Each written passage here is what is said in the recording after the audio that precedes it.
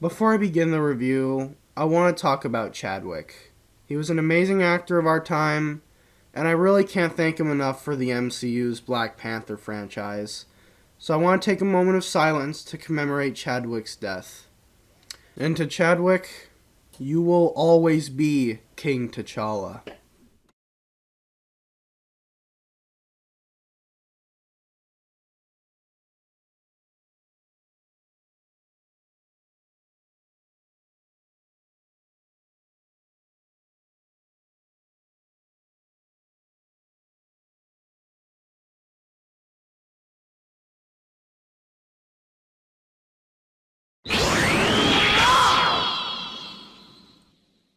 Hey gang, so remember in my I'm worried about the MCU video when I said that Black Panther 2 was going to be my make or break? For me, Black Panther 2 is going to be the make or break. If it's bad, then I'm going to stop watching MCU movies, and if it's good, I'll continue watching the MCU. Either way, there will be a review. Well, I saw it, and for my opinion, I think Black Panther 2 saved the MCU from its death. Like, I'm not even kidding. This movie is actually good. What the hell? This is a Phase 4 movie. It should not be this good. But honestly, it did. There were actually serious moments. The visual effects were good. There was barely any comedy. And when there was, the jokes were actually funny. The pacing was not screwed up. And the villain wasn't complete shit. Wow, Marvel, you made a good movie in Phase 4. This actually is with No Way Home. Guess I'm sticking around. And just like in my One Piece Film Red review, let's talk about the bad stuff before the good stuff. I feel like the Chadwick memorial scene at the beginning goes on for a bit too short, actually. Not too long, but a bit short, and that was really the only bad part of the movie. Let's get to the good stuff.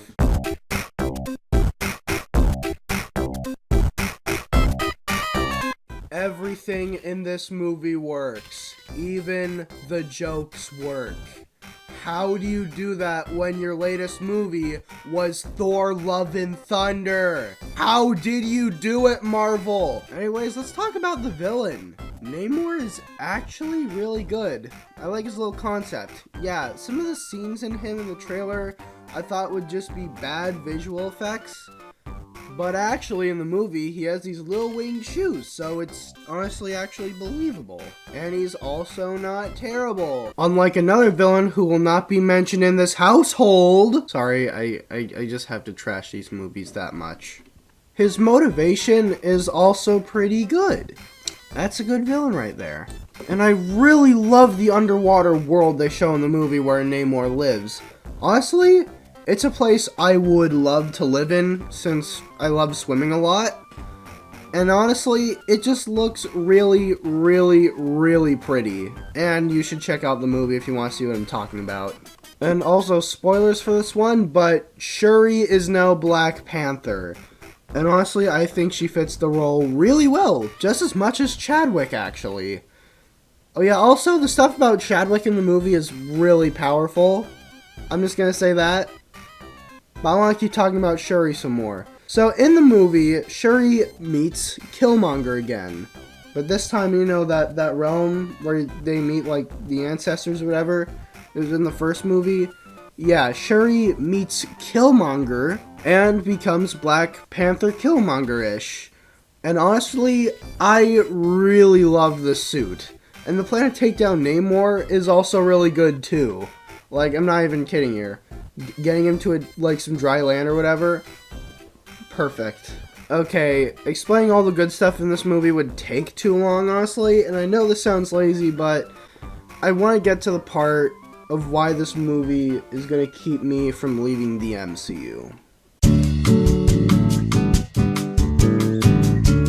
So back in the I'm worried about the MCU video, I was scared that this movie would end up like Thor 4 or Doctor Strange 2.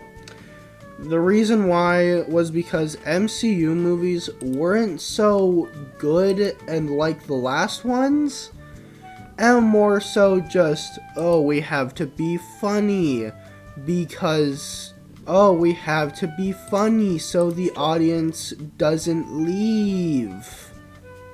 That's just sad. And the director of Black Panther 2 just said, no, we're gonna have good visual effects, and we're barely gonna include any comedy. Like, seriously, the amount of comedy Thor Love and Thunder had compared to its serious scenes is the complete opposite here. This movie barely has any comedy. And that's what I wanted out of Phase 4. Not stupid Thor Love and Thunder screaming goats and shit. I wanted serious moments. Moments that explain why I love the Marvel Cinematic Universe. Not stupid jokes that 5-year-olds would laugh at, Marvel. But honestly, this movie, it really just saves the Marvel Cinematic Universe from its doom. I went into this movie not with all my hopes up, but I went in as, oh, the MCU is in a tough spot. If this movie manages to fix that, good. And this movie blew me away, man. In fact, this may be one of the only times I publicly cried in a theater. I'm not even kidding. This movie's just that good. And this movie was made as a tribute to Chadwick. Like, god damn. Not only was this just a really good tribute to Chadwick, but an amazing movie and a bloody miracle for the MCU. I'm no longer worried about this franchise. Book me a seat for Ant-Man 3 and Guardians 3, thank you. And honestly, yeah, that's really all I gotta say about Wakanda Forever. Aside from, this is a good step up, Marvel. Keep doing movies like this. And this is probably the best tribute to Chadwick you could give. Alright, let's get to the plugins. If you want to see more content like this from me, I recommend you follow my Twitter, Instagram, and my Discord with these 3 @ here. Don't worry, I will accept your follow requests.